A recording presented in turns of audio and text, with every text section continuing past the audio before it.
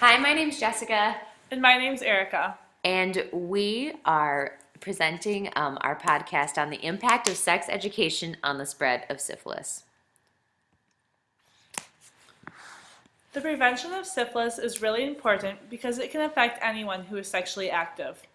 College students and high school students are at risk because many members of this age group are becoming sexually active. And without proper sex education, students have a higher chance of contracting an STI. Furthermore, without treatment, syphilis can cause death.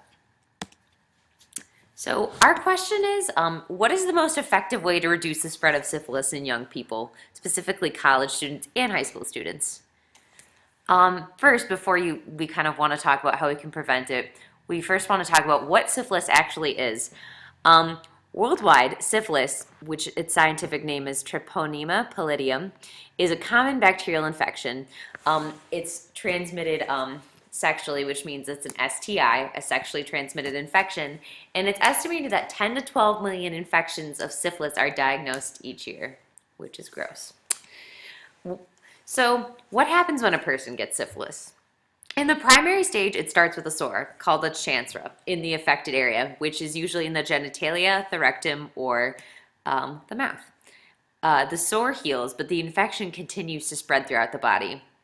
Secondary syphilis, by then the bacteria has spread through the entire body, and an individual may experience headaches, achiness, a rash, and loss of appetite. Tertiary syphilis, the tertiary stage, many organs have been affected by syphilis. Individuals experience painful and non-healing ulcers, bone pain, anemia, liver disease, fever. It can also affect the nervous system and the aorta, causing heart disease. Syphilis is spread through direct contact with the syphilis sore. The more sexual partners a person has, the more likely they are to contract syphilis. So, our hypothesis is that comprehensive sex ed can help reduce the spread of syphilis infections. And we'll tell you why. Comprehensive sex education teaches abstinence, but furthermore, besides just abstinence, it also teaches to use condoms. The use of condoms will reduce the risk of contracting the STD, and it will also reduce pregnancies.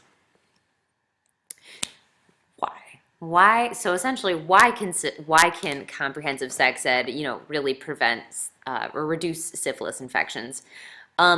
Essentially, because it reduces the number of sexual partners in students. So over here it says that the number of partners, 11 out of the 24 participants reduce the number of sexual partners that they had right here. It increases the use of condoms in students. So over here, the increased use of condoms, 15 out of the 32 students started using condoms more often during sex, and it reduced the sexual risk taking. So 15 out of the 24 participants reduced their sexual risk taking, which may mean not using a condom or having anal sex. In conclusion, the risk of syphilis can be reduced by using condoms. Also, having fewer sexual partners reduces syphilis, and the less partners you have, the fewer risks you should take. A comprehensive sexual education increases condom use, reduces the number of sexual partners a person has, and reduces sexually risky behavior.